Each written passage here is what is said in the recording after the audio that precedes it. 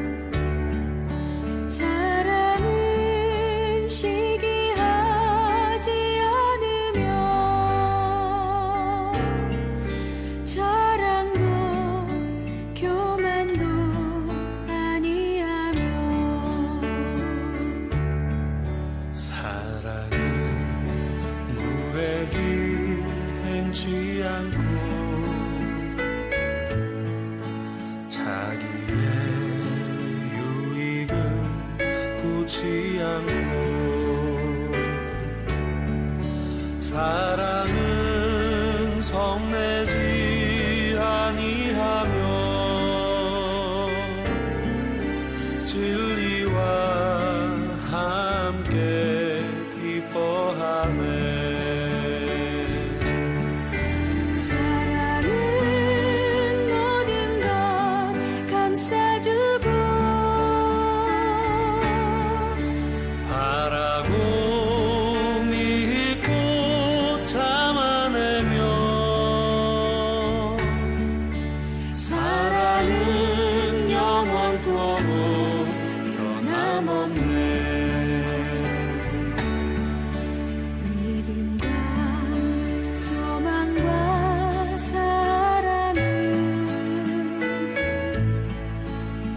세상 끝까지 영원하며 믿음과 소망과 사랑 중에 그 중에 제일은 사랑이라. 오늘 하나님께서 우리 화평 공동체에 주신 말씀은 고린도전서 13장 1절부터 13절까지의 말씀입니다. 제가 봉독하겠습니다. 내가 사람의 방언과 천사의 말을 할지라도 사랑이 없으면 소리나는 구리와 울리는 꽹과리가 되고, 내가 예언하는 능력이 있어 모든 비밀과 모든 지식을 알고 또 산을 옮길 만한 모든 믿음이 있을지라도 사랑이 없으면 내가 아무것도 아니요. 내가 내게 있는 모든 것으로 구제하고 또 내 몸을 불사르게 내줄지라도 사랑이 없으면 내게 아무 유익이 없느니라.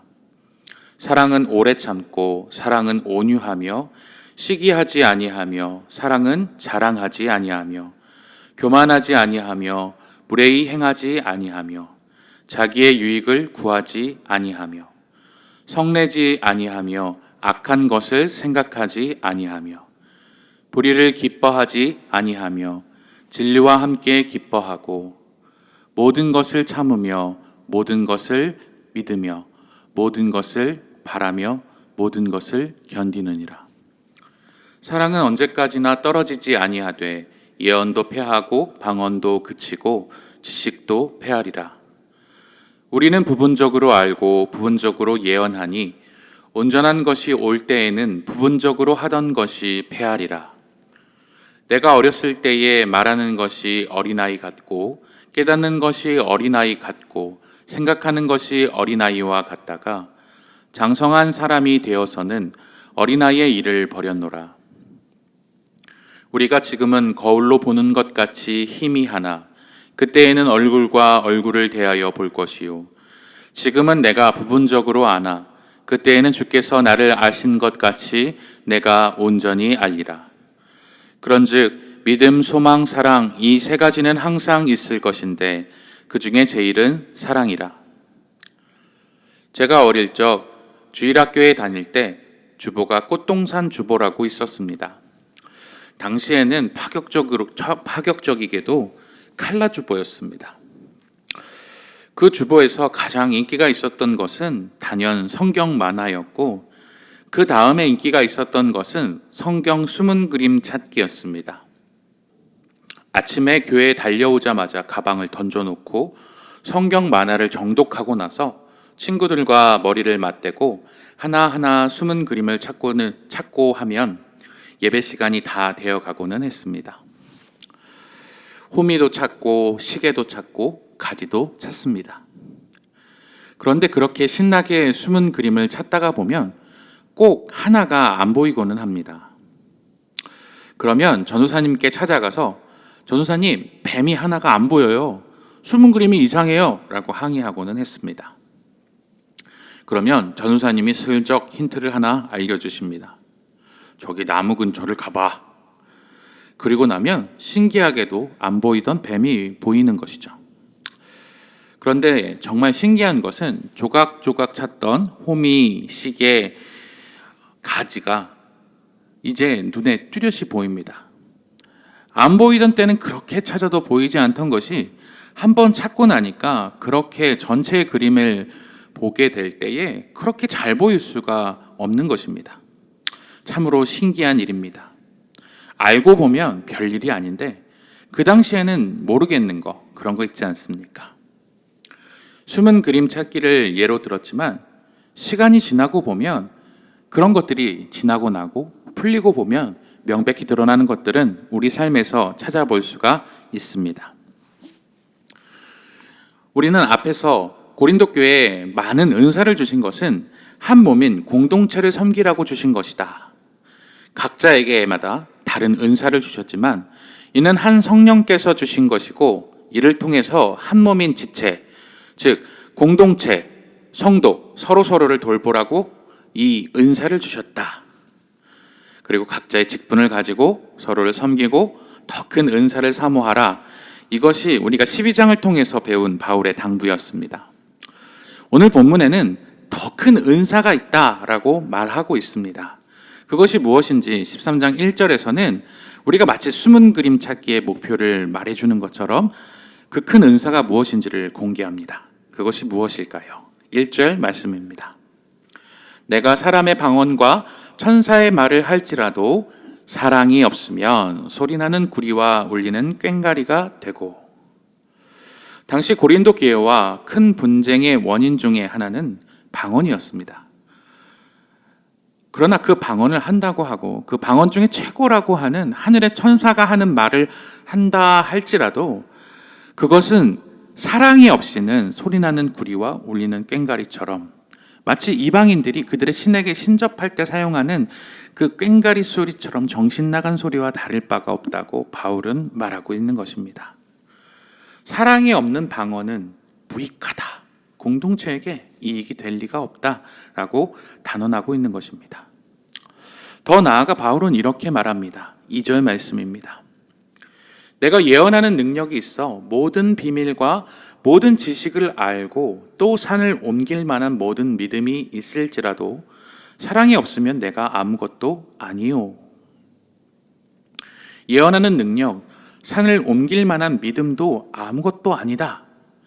예언하는 능력은 당시에는 설교하고 가르치는 능력이라고 보면 좋을 것입니다.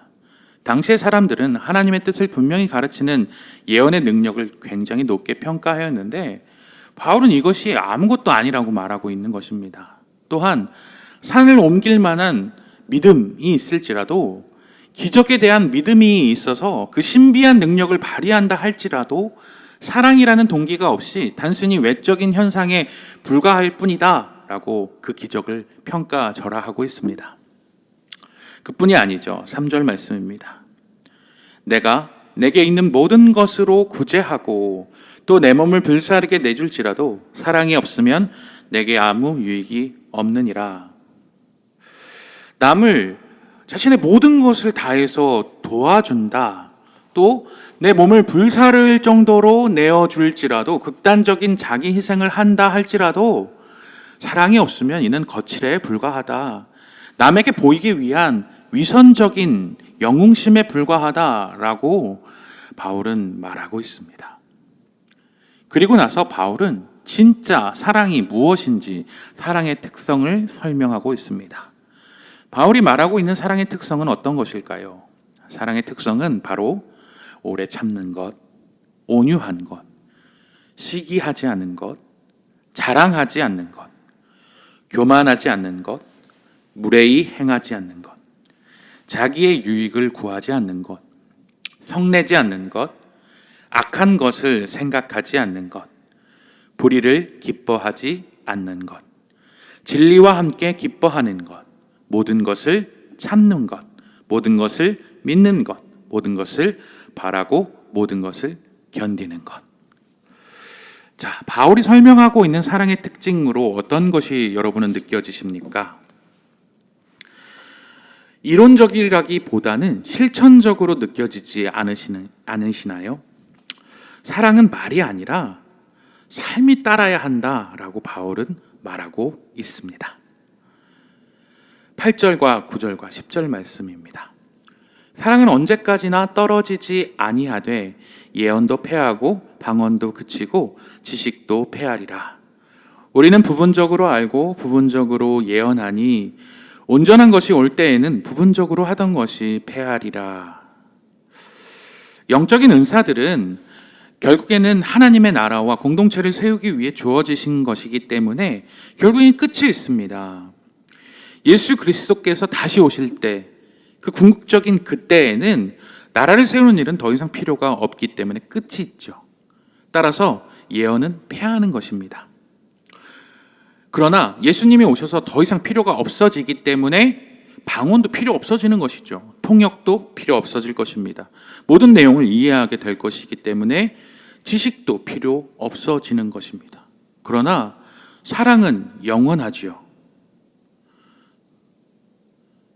주님이 다시 오실 그때가 되면 부분적으로 보여지던 것이 완성되어질 것이고, 어린아이와 같이 혹은 청동 거울로 보는 것 같이 뿌옇게 잘 안 보이고 불완전하고 미완성적인 것이 완벽해질 것이다 라고 말하고 있는 것입니다. 우리가 지금은 조각조각 숨은 그림을 찾는 것처럼, 뱀도 찾고 가지도 찾고 호미도 찾는 것처럼 아주 불완전한 그림을 보고 있지만, 전체 그림을 다 찾게 되면, 그리고 그 전체 그림을 다 보게 되면 그 다음은 호미랑 뱀이랑 가지랑 안 보려고 해도 보이는 것처럼 완벽한 지식을 갖게 되면, 주님이 오시게 되면 우리는 12절의 말씀처럼 주님이 우리를 아시는 것처럼 완전하며 완성된 지식으로 우리는 알게 될 것이다 라고 말하고 있는 것입니다. 바울은 13절 말씀으로 우리가 알고 있는 13장 사랑장의 마지막을 장식합니다. 그런즉 믿음, 소망, 사랑, 이 세 가지는 항상 있을 것인데 그 중에 제일은 사랑이라. 왜 믿음, 소망, 사랑 중 사랑이 최고라고 하는 것일까요? 왜 사랑이 끝까지 남는다고 바울은 말하고 있는 것일까요? 믿음, 하나님을 믿는 신자들의 믿음은 하나님과 얼굴을 마주하게 되는 날 바로 실현되는 것이죠. 마지막 날에 하나님을 눈으로 보게 되면 더 이상 믿음은 필요하지 않게 됩니다. 소망, 신자들이 하나님 나라를 향한 소망도 마지막 날에 결국엔 성취가 되는 것이기 때문에 소망도 마지막까지는 필요하지 않게 되는 것이죠. 자, 그러면 무엇이 남게 되나요? 사랑이 남게 되는 것이죠. 새하늘과 새 땅에 사는 백성들은 영원히 하나님과 그분의 백성을 계속해서 사랑하는 그 하나님 나라에서 영원히 주님과 사랑하게 될 것입니다. 사도 요한은 하나님에 대해서 이렇게 하나님을 정의합니다. 요한일서 4장 8절입니다. 하나님은 사랑이심이라. 요한일서 4장 16절에도 이렇게 설명합니다. 하나님이 우리를 사랑하시는 사랑을 우리가 알고 믿었노니 하나님은 사랑이시라. 사랑 안에 거하는 자는 하나님 안에 거하고 하나님도 그의 안에 거하시느니라.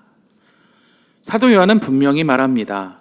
사랑 안에 거하는 자는 하나님 안에 거한다. 하나님도 그의 안에 거한다. 우리는 죄를 지은 자들이며 영원히 죽을 수밖에 없는 자들입니다. 사랑받을 자격조차 없는 죄인들이죠. 그런 우리를 주님이 사랑하여 주셨고 자신의 하나밖에 없는 아들, 외아들을 값없이 주심으로 우리의 죄를 대신하여 십자가에 죽게 하심으로 영원한 생명을 주셨습니다. 우리를 사랑하셨기에 자신의 하나밖에 없는 아들을 대신 희생시키신 것입니다. 아무리 누구를 사랑한다 하더라도 생명을 줄 수는 없습니다. 사랑은 하나님께서 이루시는 구원 역사의 핵심으로 구원받은 자 모두가 하나님의 사랑으로 영생을 얻게 되었음을 기억해야 합니다. 사랑은 관계 안에서 실현되는 최고의 가치입니다. 하나님께서 예수님을 통해 이루신 사랑의 역사를 기억한다면 그 사랑을 실천하기 위해 사는 것이 그리스도인들에게 가장 중요한 일임을 잊지 말아야 합니다. 아까 사도 바울의 말을 기억하시나요? 사랑의 특성 말입니다. 사랑은 말이 아닙니다. 사랑은 행동이며 삶으로 보여져야 하는 것입니다. 말은 쉽지만 삶은 결코 쉽지 않습니다. 오늘도 우리의 삶 속에서 사랑을 실천해내는 주님이 우리를 사랑하셨듯이 우리의 이웃과 오늘 만나는 사람들을 사랑해내는 우리 화평의 가족들이 되시기를 간절히 기도합니다. 함께 기도하며 나아갑니다. 날 구원하기 위해서 자신의 아들을 아낌없이 내어주신 하나님의 사랑, 우리를 위해 십자가의 고난을 당하신 예수 그리스도의 그 사랑을 우리도 삶 속에서 실천하기 원합니다. 나의 이웃, 가족, 친척, 직장 동료, 오늘 만나는 사람들에게 말이 아닌 삶으로 예수 그리스도의 사랑을 전하는 내가 되게 하여 달라고 기도하시기 바랍니다. 공동체를 사랑하는 마음으로 증축 헌금을 준비하고 드리고 있습니다. 이번 주일까지 증축 헌금을 드리게 되는데 하나님의 은혜 가운데 3층 공간이 코로나19로 인하여 어려운 가운데서도 아름답게 건축되었습니다. 이를 통해 모든 성도가 주인 의식을 가지고 주님의 몸된 우리 화평 공동체를 섬기고 사랑하는 계기가 되게 해달라고 함께 기도하여 주시기 바랍니다. 마지막으로 오늘 있을 수요 집회 가운데 성령님께서 큰 은혜를 부어주시고 말씀을 전하는 고정현 목사님을 위해서 수요 집회 가운데 성도님들이 온라인으로 예배를 드리지만 충만한 은혜를 얻을 수 있도록 하루속히 대면 예배가 회복되게 하시고 모든 성도들이 함께 모여 예배할 수 있는 날이 속히 이루어지게 해달라고 기도해 주시기 바랍니다.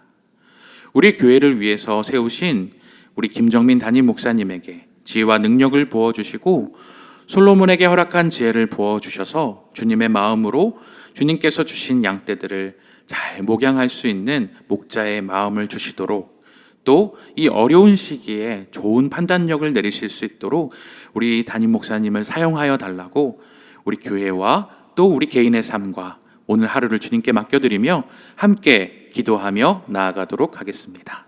우리 함께 기도합니다.